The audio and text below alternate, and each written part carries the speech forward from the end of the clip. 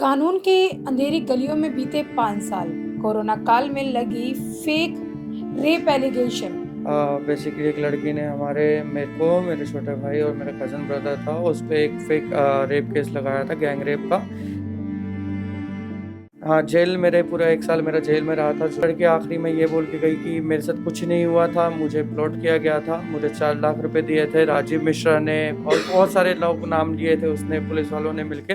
मेरी बुआओं ने ही उस लड़की को, राजीव मिश्रा जो भू माफिया है, उससे मिलकर ही ये केस लगवाया था। सभी समाज में सभी यही मानते हैं कि ये एक रेपिस्ट है। कानून के अंधेरी गलियों में बीते 5 साल, कोरोना काल में लगी फेक रेप एलिगेशन, जिसे कानून ने तो बेगुनाह साबित कर दिया। पर बता दें, वो व्यक्ति अभी भी समाज और कॉरपोरेट कंपनियों की निगाह में जो है गुनहगार है। जी हाँ, समाज ने आज भी उसे सज़ा दे रखी है। हमारे साथ वो शख्स मौजूद है जिसे पॉक्सो कानून के तहत रेप केस में फँसाया गया और आज वो समाज में किसी को मुँह दिखाने के लायक नहीं रहा, क्योंकि कहीं न कहीं समाज और कॉर्पोरेट कंपनियों ने जो है उसे अभी भी सज़ा पर रखा हुआ है और उनकी नज़र में आज वे गुनहगार है। हमारे साथ वो शख्स यहाँ पे मौजूद है, एक और तस्वीरें दिखाएँगे। इनकी आइडेंटिटी हम इसलिए डिस्क्लोज़ नहीं कर रहे, जिस तरीके से एक महिला सम्मान की हकदार होती है, वैसे ही युवक भी जो है सम्मान के हकदार हैं। इनकी आइडेंटिटी हम डिस्क्लोज़ करने के और भी कई कारण हैं। पहले जुड़कर जानेंगे कि क्या कुछ मामला था, इन क्या हुआ था एक्चुअली इनके साथ में और किस तरीके से आज इस समाज में अपमान झेल रहे हैं। सबसे पहले सर आपकी एज जानना चाहूँगी इस समय? मेरी एज जो है वो 25 साल है। क्या हुआ था आपके साथ में? बेसिकली एक लड़की ने मेरे छोटे भाई और मेरा कज़न ब्रदर था, उस पे एक फेक रेप केस लगाया था, गैंग रेप का। हुँ। और उस लड़की ने ये बोला था कि मेरा गैंग रेप हुआ है, इन लोगों ने मेरे साथ गलत किया है। हुँ, और हम लोग उस लड़की को जानते भी नहीं थे। हुँ। और 5 साल तक वो केस चला है। 5 साल के बाद हमारे वकील साहब और सब ने मेहनत करके उस लड़की ने। आपने जेल के अंदर भी रहे हैं? हाँ, जेल मेरे पूरा 1 साल मेरा जेल में रहा था। आखिरी 28 जुलाई को हुँ। मैं जेल गया था इन 19 और 2020 में फिर मैं उसके बाद बाहर निकला हूँ। 1 साल पूरा मैंने वो जेल, एक हादसा मैंने अपने साथ झेला। लड़की ने गलत चीज़ें बोली हैं, लड़की आखिरी में ये बोल के गई कि मेरे साथ कुछ नहीं हुआ था, मुझे प्लॉट किया गया था, मुझे 4 लाख रुपए दिए थे राजीव मिश्रा ने और बहुत सारे लोग नाम लिए थे उसने, पुलिस वालों ने मिलके। हुँ, इन सब ने मिलके हमारे साथ ये बोला कि इन पे केस लगाना है। हुँ। तो हम लोग नहीं जानते थे, आखिरी में उसने यही बोला। अच्छा ये बताइए, क्या आप उस लड़की को जानते थे, कभी मिले नहीं, थे? नहीं, नहीं, नहीं, नहीं, कभी नहीं। मैं आखिरी में भी लड़की ने यही हुँ। बोला कि जो राजीव मिश्रा है, जो भूमाफिया है, उसने मेरे को इन लड़कों की फ़ोटो दिखाई और बस वैसे ही वो जानती थी और हमें आज तक उससे कभी बात नहीं हुई और कभी देखा भी नहीं। आपके ऊपर इतना बड़ा रेप एलिगेशन लगा, तो क्या पुलिस ने कोई इन्वेस्टिगेशन नहीं की? क्या जानने की कोशिश नहीं की कि पूरा घटनाक्रम था तो आप कहाँ मौजूद थे? वो लड़की कहाँ मिली आपसे? नहीं, कभी ये सब कुछ नहीं हुआ। सिर्फ़ और सिर्फ़ आखिरी में अगर मैं बात करता हूँ तो जो हमारे वकील साहब हैं, हुँ, उन्होंने ही पूरी मेहनत करी, उन्होंने ही एक-एक फैक्ट्स को बाहर निकाला, उन्होंने ही पुलिस को बताया कि ये सब हुआ है। हुँ। लड़की उस समय चकराता थी, ये सब था। तब जाके ही मेरी बेल हुई थी और उसके बाद 5 साल के बाद मेरा ये केस खत्म हुआ। अभी कोर्ट में क्या लड़की आई थी और क्या बोला उसने? लास्ट में लड़की जब आई थी तो बेसिकली लड़की माइनर थी, तो हम लोगों को, मुझे बाहर रखा जाता है और सिर्फ़ उसमें वकील सर होते हैं, वही उधर बात करती है। लड़की ने आखिरी यही बोला था कि मुझे बेसिकली इनकी जो बुआ है, नीना अरोड़ा और सीमा ने, आपकी उन्होंने। बुआ की बात हो रही है? जी, जी, जी, जी, मेरी बुआ। हुँ। तो मेरी बुआओं ने ही उस लड़की को, राजीव मिश्रा जो भू-माफिया है, उससे मिलकर ही ये केस लगवाया था। जो बुआ आपको कभी आशीर्वाद देती थी, इस तरीके की चीज़ें, और वो आपको इस फेक रेप एलिगेशन में फँसाती है? बिल्कुल, अब इस चीज़ में मैं कुछ कह नहीं सकता हूँ, लेकिन हाँ, बुआ और नई लड़की ने यही बताया था कि बुआ, राजीव मिश्रा हुँ।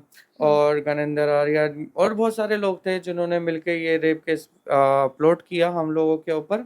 सभी समाज में सभी यही मानते हैं कि ये एक रेपिस्ट है। हुँ। और आजकल आपको पता ही है मैम कि हुँ, रेप केस में तो कोई बयान होते नहीं है, लड़की ने बोल दिया तो वही होता है, कोई मेडिकल नहीं होता, हुँ, किसी भी चीज़ की लड़कियों की ही तरफदारी होती है। मैं ये नहीं कहता हूँ कि लड़कियों की तरफदारी नहीं करनी चाहिए, उनका हुँ, सहयोग करना चाहिए। हुँ, देश में ये रेप केस जो हैं इसलिए ही बनाई गई थी धाराएँ कि लड़कियों को सेफ्टी मिले, हुँ, पर उसका मिसयूज़ भी उससे ज़्यादा ही हो रहा है। हुँ।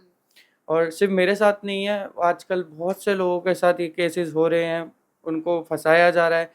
किसी को प्रॉपर्टी के लिए फंसाया जा रहा है, किसी को शादी के लिए फंसाया जा रहा है, तो ये सब बहुत गलत हो रहा है देश में अभी इस वक्त। जो कानून बच्चियों की सुरक्षा के लिए बना, बात करें हम पॉक्सो की, लगातार पॉक्सो के मामले में कई लोग फंसे और कहीं ना कहीं क्लीन चिट मिलने के बाद भी समाज ने आज भी उन लोगों को गुनहगार बनाया है। इस पूरे मामले को जो वकील देख रहे हैं, हम उनसे ही जुड़कर जानेंगे कि इस पूरे मामले में पीड़ित की किस तरीके से इन्होंने मदद की और क्या कानूनी दाव पेच थे जिससे सच बाहर आया। सर, सबसे पहले नाम जानना चाहूंगी आपका। संजीव चोपड़ा। संजीव चोपड़ा जी, ये बताएं कि इस पूरे मामले में एक पॉक्सो के अंदर बच्चे को, लड़के को फंसाया गया, कैसे सच बाहर लेके आ पाए? हमने आफ्टर एफआईआर होने के बाद में सारे केस, जब हम जनरली क्लाइंट के केस में हम एक केस एंगल को देखते हैं कि क्या हुआ था नहीं हुआ था, हमने हर एंगल से इसको इन्वेस्टिगेट किया, कड़ियों से कड़ियाँ जोड़ी, तो पता लगा इसमें बहुत सारे लकूने थे। पुलिस ने केस डायरी जमा नहीं कराई थी, एंट्री नहीं थी, मतलब प्रॉपर इन्वेस्टिगेशन कुछ नहीं थी, विदाउट इन्वेस्टिगेशन के चार्जशीट फाइल हो गई इसमें।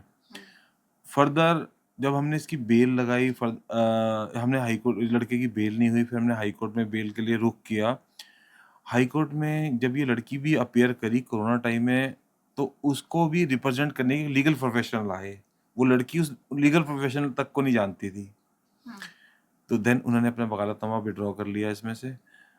फर्दर ये लड़की ने खुद कबूल किया, थोड़ा सा इसके बयान देने से पुलिस को थोड़ा सिम्टम्स लगा। उस टाइम में इंस्पेक्टर भूपेश कुमार होते थे, his role is very important.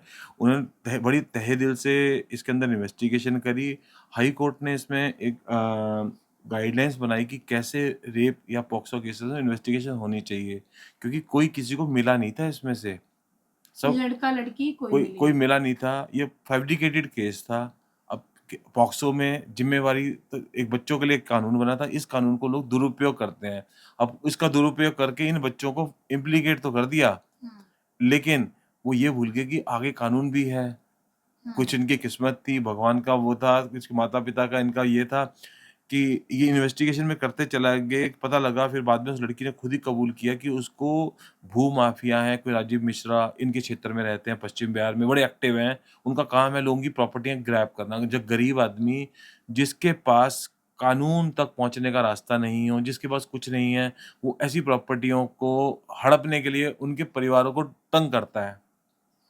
ये मतलब एक सिनेरियो वहाँ पे मार्केट में है। अब देखिए, इस लड़की ने भी सिम्प्लीकेटर कहा कि ये, मैं आपको दिखाता हूँ कि उस लड़की ने जब अपने बयान दिए, कोर्ट ने भी अपनी ऑब्जर्वेशन में ये देखा। ये देखिए, ऑर्डर में कहा, डीसीपी साहब को एक कॉपी दी, copy of the order along with order of the honourable high court dated so and so sent to the DCP concerned with the direction to conduct inquiry regarding the conducting any investigation case Sonu, Kuldeep Kaur, Rajiv Mishra, Amandeep and Amrit Kaur and non submission of case diary. देखिए, अब इसमें high court की भी observation थी कि इसमें case diaries जमा नहीं हुई। ये बंदे जिनके उसने लड़की ने नाम लिए, किसी भी पुलिस ऑफिसर ने इतनी भी हिम्मत नहीं दिखाई है, इतने भी जल्दी मेहनत नहीं करी कि उसको बुला के पूछते सही, भाई तुमने ऐसा ऐसा गलत क्यों किया। इनके खिलाफ ये आज भी घूम रहे हैं और आज भी समाज के लोगों पे सेम एक्टिविटीज कर रहे हैं, उनके ऊपर झूठे मुकदमे दर्ज करवा रहे हैं। तो आप समझते होंगे, रोज ही आता है कि लोग कितने सारे पॉक्सो के इश्यूज हो रहे हैं, ये रोज आप सुनते होंगे। और नतीजा यही है कि इसके अंदर आप देखेंगे पुलिस की एक्टिव इन्वेस्टिगेशन बिल्कुल नहीं है, पुलिस टोटली बायस होती है। कुछ पुलिस वाले होंगे जो एक्टिव रोल प्ले करते हैं, नहीं तो जनरली बायस होते हैं। जैसे ही मुकदमा दर्ज होता है, उठा के उसको पहले जेल डाल दिया जाता है। कोई इन्वेस्टिगेशन इनके मामले में भी नहीं हुई कि कब, कहाँ, कैसे कुछ घटना कुछ नहीं हुआ। यही नतीजा बना कि 2 बार इसमें चार्जशीट फाइल हुई। उसी विक्टिम के 2 बार 164 के बयान हुए हैं। वो दोनों अलग-अलग हैं। दोनों बयान अलग-अलग हुए हैं। उसकी माता कभी उसके साथ, जो उसकी माताजी हैं, वो कभी भी उसके साथ में बयान देने नहीं आई, जबकि ये है कि उसके गार्जियन को ही आने चाहिए। उसके जब भी बयान देने पुलिस वाले पुलिस स्टेशन में, या अगर हम बात करें कोर्ट में, तो उसके साथ कोई और ही लड़के आते थे। किसी ने भी इस बात पे ऑब्जेक्शन रेज़ नहीं किया कि इसके पेरेंट्स नहीं आ रहे, इसका भाई नहीं आ रहा, इसकी माताजी नहीं आ रही है, इसका कोई आ नहीं रहा है।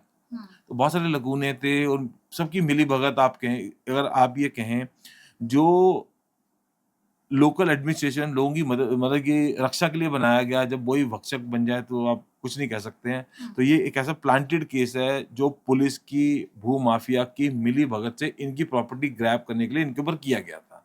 जिनका कोर्ट से इनकी किस्मत से कोर्ट ने ने पूरा तथ्यों को देखा और पूरा एनालाइज़ किया कि बहुत सारी कमियाँ थी जो इनके फ़ेवर में थी और ये बरी हुए हैं उसमें से। कोर्ट ने क्या क्लीन चिट दे दी है इनको? कोई है साक्ष्य आपके पास? हाँ, ये कोर्ट का ऑर्डर है। जी। ये देखिए तो ये सर्टिफ़ाइड ऑर्डर है, इसमें बड़ा क्लियर कट कहा है कि ऐसा लड़की ने अपने बयान दिए, लड़की के बयानों में भी उसने बड़ा क्लियर कट कहा है कि ऐसा कुछ हुआ ही नहीं था। तो देखिए इसमें लिखा था whether the false complaint has been made on the for the false information has been provided by the child, no punishment shall be imposed on such child. ये एक बड़ा क्लियर कट सा केस है कि अगर आप बच्चे को मिसयूज़ करके किसी के ऊपर भी पॉक्सो का एक मुकदमा दर्ज करा देंगे, तो बच्चे के ऊपर में कोई कानूनी कार्रवाई नहीं हो सकती। कानून हमारा ऐसा है। बच्चा चाहे तो किसी की ज़िंदगी खराब कर देगा, लेकिन बच्चे के ऊपर कोई कानून नहीं हो सकता, इसीलिए लोग इसका मिसयूज़ कर रहे हैं। अब वो लड़की इस केस में 17.5 साल की थी, तो इसलिए कोई कानून में प्रोविज़न नहीं तो एफआईआर हो जाती है उसके खिलाफ, इसीलिए वो पूरा आज़ाद है। क्लीन चिट कब मिली इनको? इनको क्लीन चिट मिली थी ये 29/6/2023 में। 23 में। तब जी। से लेकर आज भी ये समाज से लड़ रहे हैं। आज अब देखिए अब ये तो रहा एक ही झूठा मुकदमा इन पे वो हुआ। कोर्ट ने माना, सबने माना ये झूठा मुकदमा था, कोर्ट ने इनसे बाइज्जत बरी कर दिया। आज भी ये इस रेप का स्टिग्मा लेके घूम रहा है। अभी ये बच्चा आज की डेट में अगर कहीं जॉब के लिए अप्लाई करता है, तो एक पुलिस वेरिफिकेशन होती है, उसमें आता है इसके ऊपर एफआईआर है। इसको एक्सप्लेनेशन देने पड़ते हैं कि साहब मैं तो बरी हो गया था उस एफआईआर से। जब ये सब चीज़ें बताता है तो देखिए एक समाज है, इस समाज में जितना भी आप कह लें अपनी सफाई देते हैं, बुराई के लिए तो वो सब तैयार हो जाएँगे कि ये गलत किया था। ये अपनी अच्छाई के लिए ये कहने की कोशिश करता है कि साहब मैंने ऐसा कुछ नहीं किया था और कोर्ट ने ऐसा मुझे कहा, वो कहता है कोई मानने को तैयार नहीं होता। अगर ये मार्केट में फैला था कि इन्होंने पॉक्सो किया, 3 भाई थे, इम्प्लीकेट हुआ, ये हर टीवी चैनल, हर न्यूज़ में, मीडिया में फ्रंट पेज पे आया था, लेकिन ये बरी हुए। ये इनको न्याय मिलना चाहिए। ये कोई भी आगे नहीं है। आज की डेट कहीं न में कहीं कंपनसेशन नहीं मिलना चाहिए इस परिवार को? कंपनसेशन मिलना चाहिए। देखिए कानून को इनको प्रोविज़न सरकार को इनकी तरफ ध्यान देना चाहिए। आज की डेट में ये बच्चा घर पे अनएम्प्लॉयड बैठा हुआ है। फ़ादर साहब इनके बीमार हैं, गवर्नमेंट जॉब करते हैं, बीमार हैं, अपनी कर नहीं पा रहे हैं। माताजी इनकी बीमार रहती हैं। इनके जिसके पेरेंट्स के 2 बच्चे, दोनों बच्चों के ऊपर में ऐसे मुकदमे, हीनियस क्राइम के मुकदमे जुड़ जाएँ, तो परिवार कैसे टूट जाता है। मेरा तो ये मानना है किसी संस्था को, किसी गवर्नमेंट को आगे बढ़ के आना चाहिए जो इस परिवार की मदद करे। ताकि ये समाज में सिर उठा के जी पाएँ। क्योंकि अगर इनके बच्चे की उम्र भी 24-25 साल हो गई है, शादी करेंगे, कुछ करेंगे, कितनी सारी चीज़ें हैं, अब कोई अपने घर की लड़की नहीं देगा इन्हें। कैसी-कैसी ये प्रॉब्लम फेस करेंगे। कोई सपोज़ करो इनकी शादी हो जाती है बच्चों की, वो इनकी जो बहू आएगी, वो कहेगी पता नहीं मेरे पति ने ऐसा कुछ किया होगा, क्या किया होगा, उसका तो जीवन ही बर्बाद हो गया। मतलब इनकी जनरेशन ही खराब होगी इस झूठे मुकदमे की वजह से। अब आप लोगों से दरख्वास्त है पूरे परिवार को उसे वापस उस धारा में लौटने में मदद करें, नौकरी मिल जाए, कंपनियां आगे से अप्रोच करें। बच्चा काफ़ी होनहार है, उसकी डिग्री देखकर, उसकी डिग्रियों के बल पर उसको नौकरी दें, उसकी योग्यता पे नौकरी दें। ये ना देखें कि कोर्ट ने किस इस पर कभी एफआईआर दर्ज हुई थी, ये भी देखें कि उसको क्लीन चिट भी मिली है। कोर्ट ने उसको क्लीन चिट दे दी, बावजूद उसके आज भी समाज जो है इसको उस काले धब्बे, जो समाज ने उस पर काला धब्बा लगाया, कानून ने उस पर काला धब्बा लगाया, तो बता दें उसी कानून ने उसको क्लीन चिट भी दे दी है। तो लोगों को सोच बदलने की ज़रूरत है, उदार रवैया अपनाने की ज़रूरत है। उस परिवार के प्रति, उस बच्चे के प्रति उसको क्लीन चिट दे दी गई है और दोषियों को वास्तव में सज़ा मिलनी चाहिए। इस वीडियो को ज़्यादा से ज़्यादा शेयर करें ताकि वास्तविक दोषियों को, क्योंकि परिवार इतनी बुरी तरीके से टूट गया, वो कह रहा है कि हम केस लड़ने के लायक नहीं, क्योंकि 30 से 40 लाख रुपए कर्जे में डूबा पड़ा है।